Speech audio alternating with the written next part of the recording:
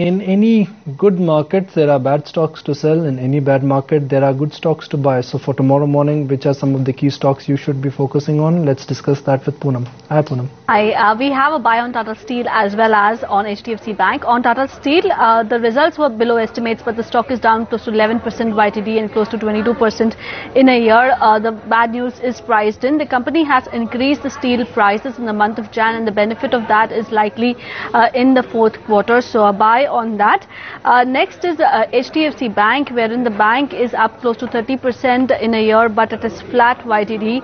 Analysts remain bullish on this stock.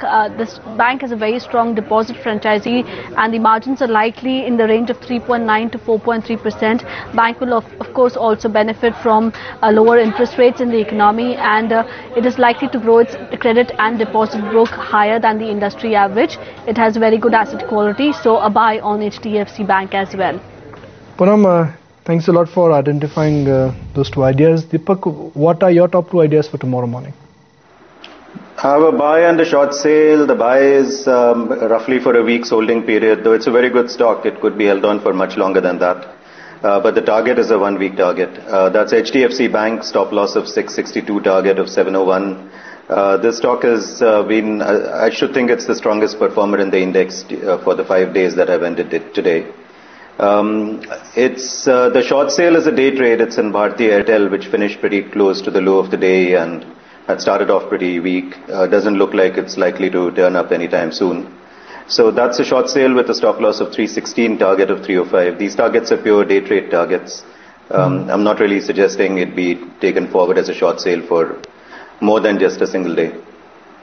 Even from the rec of mid-cap or the small-cap space, anything which is looking interesting, any name or specific group where you are advising your clients to buy into this fear?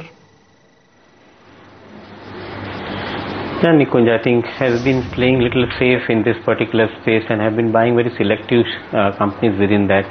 IDFC is one of them. I think it's not a very small cap company, of course, but IDFC, I think, to me appears to be, I think, reasonably well placed, given the valuation of 1.7 times price to book value, given the potential for growth going forward, given the potential for unlocking of some of the valuations in the assets in which they have invested.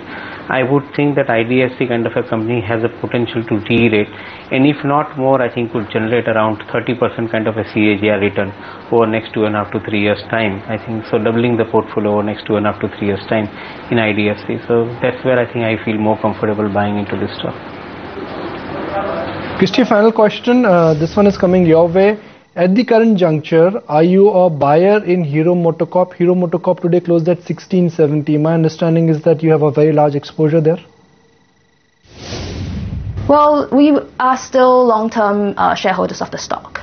There is some uncertainty, as I've alluded earlier, but valuations are not expensive. It's also one of the few stocks that enjoys a net cash position. Yeah. So we still remain long-term holders. Christy, Deepak Moni, Devin Choksi, thank you all for joining us on this edition of Markets Tomorrow.